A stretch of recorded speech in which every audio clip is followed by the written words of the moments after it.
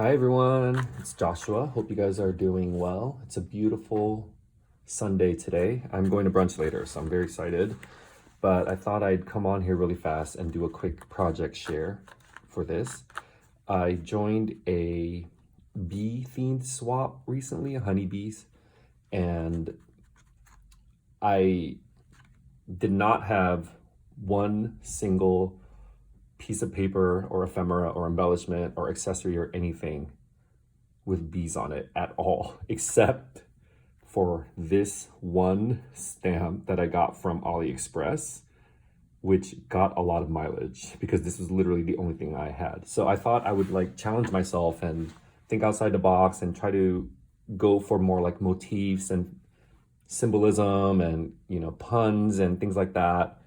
And so I'm kind of happy with the things that I made, and I hope my swap partner Jody will also be very happy with it. So here is a little hexagon shaped button and string closure I made. And Alex, if you're watching this, we have gone further. We now have 6. Technically only 4 are usable, which now that I'm talking about it, I kind of regret it. I wish I just created, why didn't I just go all the way and create 6 full complete closures and just turn it into a giant button and string closure thing? Like how many more buttons can we do? Why stop at 2, right?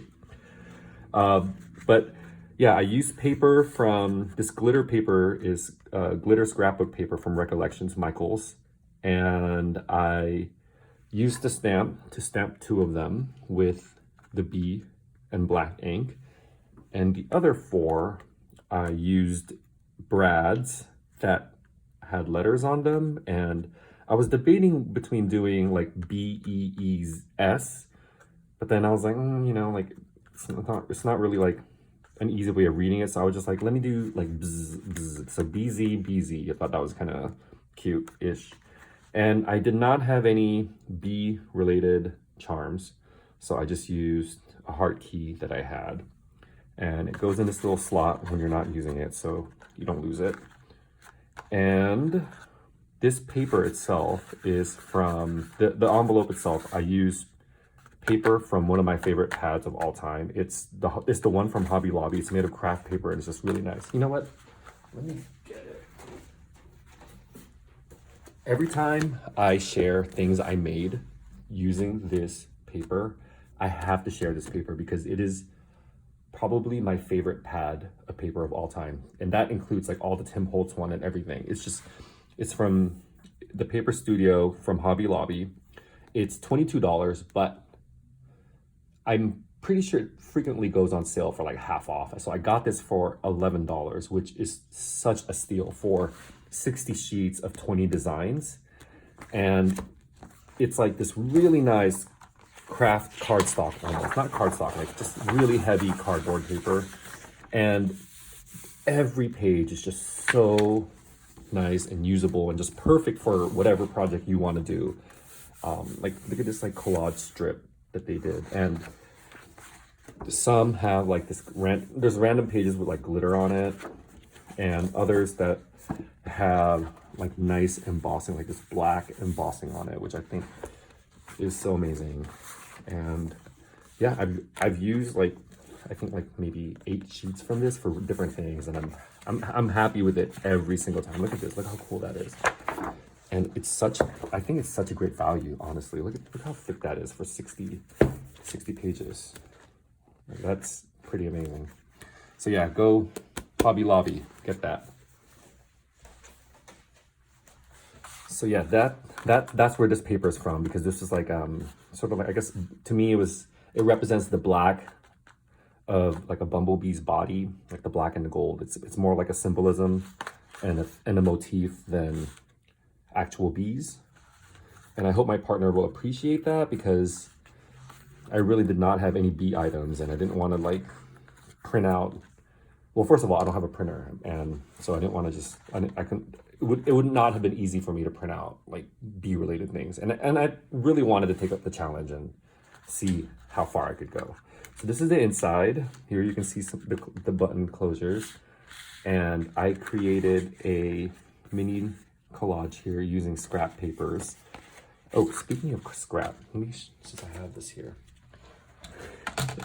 This is all I have left after my project. And I just thought I think it's kind of cool to see it, right? Like to see what you have left.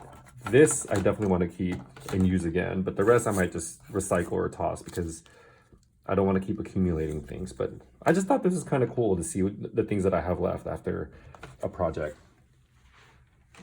Thank you for sticking with me on that intermission. So here, this is the first item I created. It is, ooh, shoot. Okay, it is a tag, and I got this amazing idea to use fabric in the specimen window from Angie over at Miss Crafters, I think Miss Crafters AG. Check out her channel. I'll link it below because she creates some really creative and impeccable spreads and projects and everything. Like she actually did a bee themed journal that spread out over a few videos, and every single project she created for it was just so magnificent and just so inspirational. And I actually think it helped inspire me while I was doing this, just to kind of think about the different elements that she used. So go check her out. I'll link her YouTube below. So thanks for this idea. I put a lace, is this lace? Yeah, it's like yellow, butter yellow lace in the specimen window, and stamp this on there. And here for the stripes that kind of represents the bee's body, I used a bee page from a vintage dictionary I got, and then I put yellow washi over it to give it more of a vibrant yellow. And in the back, I took the bee, and you can still kind of see where it's like yellow, and I used like a yellow gel pen that I had as the ink, and it's not that great, but at least it's still kind of there. And then I wanted to extend the washi tape further and tear it to kind of create like this winding pathway, which I thought was kind of cool. And this ribbon is from the bulk pack that you get at, I think, like near the cashiers in Michael's. They just have them like in these tubes, and it's like $2 for a bunch of scrap ribbon. And I mean, now that I'm looking at this, I wish I didn't include this. I might actually redo this and just take out and just leave it as the black and the yellow, which I think might look better. So that's the first tag I made. And then the second item I made was this cascading waterfall tag with a belly band. And I got this amazing idea from Melina Pilant.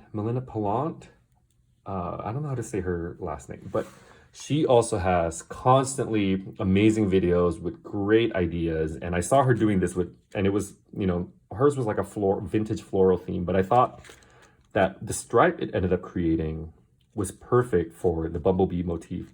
And so I kind of took her idea and modified it a little bit. And I used Tim Holtz memoranda paper for the body and the belly band. And here it's, I just alternated the gold and the black. And I feel like this is more for fun, and it's not really like a journaling. You could technically journal in each of these white pages, which I think is actually kind of cool now that I think about it. And then if you had like milky gel pens, you could use it for the black also. And in the back, I just created more journaling space on here. And this is one of the offcuts from punching the holes from the specimen card. So it's all, it all kind of goes together. I like it. And then I put gold washi over it just to kind of evoke more of that bee, the bumblebee symbolism. And here you can kind of see the messy endings of the washi. So I just thought this was really cool. I've never seen this idea, and I thought it was just kind of unique, And it's like, I think about for the friend I'm giving this to, like the fun that they would have opening this and kind of playing around with it. And that's my motivation for creating and making these things. And the final thing is this giant tag / journal card that I created. This is washi tape from AliExpress, and I just thought it, you know, it's a good, you could write in it. And here I used the Fiskars corner punch, the lace motif one, the one that's like super hard to use. It looks great, but this is probably the hardest punch to punch things out of. Like, you have to like use your entire weight and strength to just push it down. And I feel like I seriously sometimes feel like my desk is gonna cave in when I'm like, especially when I was punching these out. But it makes really beautiful corners. And the other one I used was this scallop dot, I think it's called. And it's, there it is, it's this one. It's from EK Tools. And I just think it's really pretty and nice and just, you know, elevates whatever you're making. And here I used the leftover washi dictionary from here. And then every other one I just kind of created using the leftover gold paper to create just a little bit of interest. And in the background is more of the leftover vintage B dictionary, letter B. And I thought that it'd be kind of cool to just ink the edges of every other one to create contrast and just visual interest. And again, this is the same ribbon as this, but I'm definitely gonna change this. So this is black and yellow, and then this is just yellow. And finally, just a couple of random stuff, just some leftover gold paper. And then I had this package of gold and black paper straws, and I just thought it would be cool to add that just to continue with the theme. So yeah, this is what I made for a bee swap motif.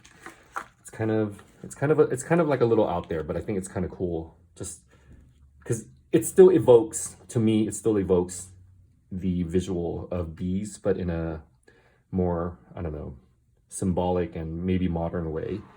So yeah, thanks for watching, guys. Hope you guys are having a great summer so far, and I will talk to you guys soon. Bye.